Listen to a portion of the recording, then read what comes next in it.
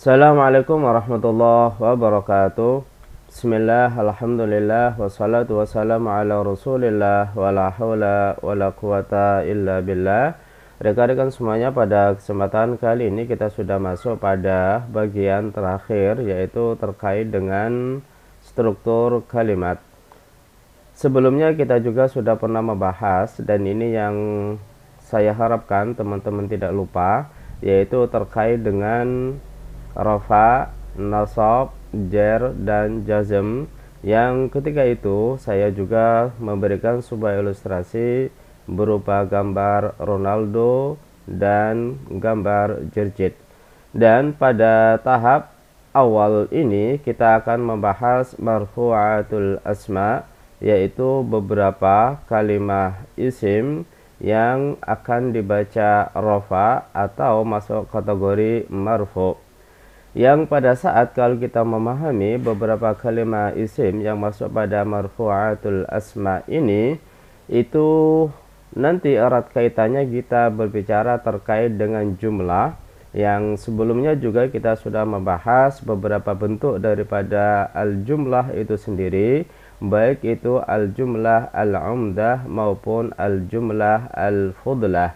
Kalau al-jumlah al-umdah itu ada kalimat inti, kemudian al-jumlah al-fudlah itu adalah kalimat penyempurna. Dan untuk jumlatul umdah ini sendiri pun terbagi menjadi dua bagian. Ada kalanya yang disebut dengan istilah al-jumlah itu sendiri, kemudian ada al-jumlah al-ismiyah, kemudian al-jumlah al-fi'liyah. Itu erat kaitannya dengan awal kata dari kalimat tersebut. Kemudian di sisi lain di situ juga ada istilah syibhul jumlah, artinya sebuah kalimat yang diawali dengan dzaraf maupun al-jar wal majrur. Dari skema yang sudah kita lihat pada bagian depan, kalau kita berbicara terkait dengan marfu'atul asma, inilah komponen dasar yang membentuk kalimat atau jumlah umdah. Kalimat sempurna minimal itu terbentuk dari subjek predikat. Dan dalam pendekatan bahasa Arab, untuk subjek maupun predikat itu masuk dalam kategori al-jumlah al-ismiyah maupun al-jumlah al-fi'liyah.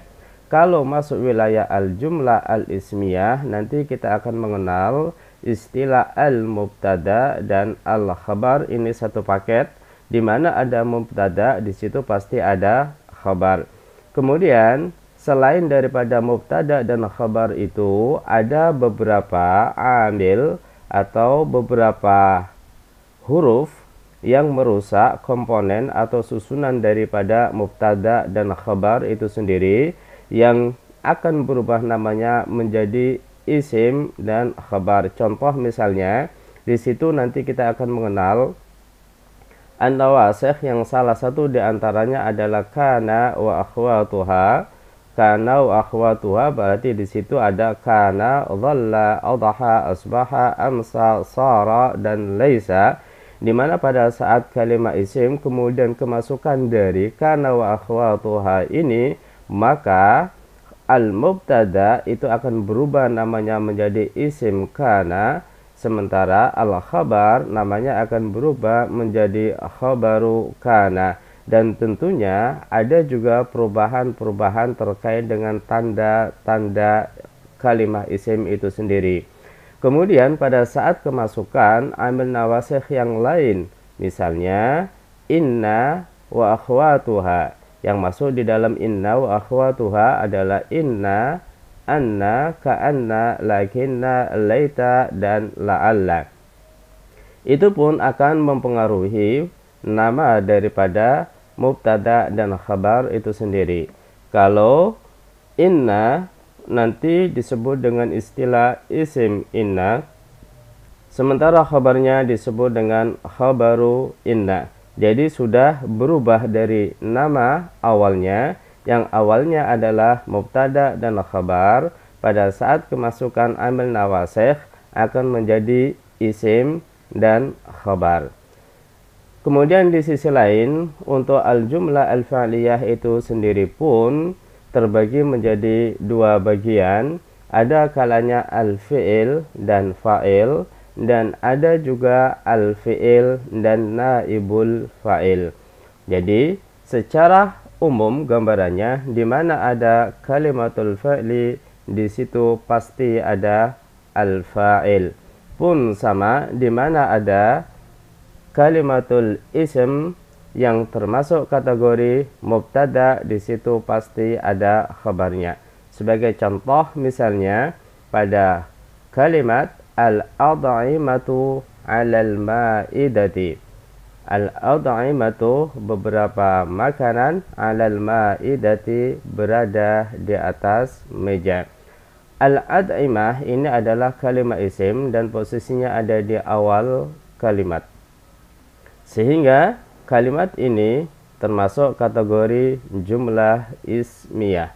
Kemudian yang kedua, al-ad'imah itu posisinya ada sebagai subjek, sementara 'alal ma'idati itu posisinya sebagai khabar. Kemudian contoh lain, 'alal ma'idati al-ad'imatu, secara penerjemahan mungkin hampir sama, cuman dari sisi penyusunan kata atau kalimatnya berbeda. Kalau 'alal ma'idati al-ad'imatu berarti kalimat ini diawali dengan huruful jar, sehingga kalimat ini masuk dalam kategori syibhul jumlah. Kemudian selanjutnya contoh untuk jumlah fi'liyah. Yaqra'u at-tullabu ad-darsa. Yaqra'u membaca, at-tullabu siswa, ad-darsa pelajaran. Yaqra' di sini adalah kalimat fi'il, di mana kalimat fi'il pasti membutuhkan fa'il. Fa'ilnya adalah at-tullab. Kemudian di sini ada objek dan objeknya adalah ad-darsa. Sebagai catatan, di mana ada kalimatul fi'li pasti di situ ada al-fa'il. Inilah satu bentuk susunan yang ada pada kalimat sempurna atau jumlatul umdah. Sehingga perlu benar-benar teman-teman untuk memahami betul konsep jumlatul umdah ini sendiri, di mana untuk kategori jumlatul umdah itu masuk wilayah marfu'atul asma. Sementara ini saja, dan insya Allah nanti akan kita lanjutkan penjelasan terkait masing-masing dari subjek predikat, entah itu dari kalimatul isim maupun dari kalimatul fa'li. Dan saya akhiri, wallahul muwaffiq ila aqwamit thoriq. Assalamualaikum warahmatullahi wabarakatuh.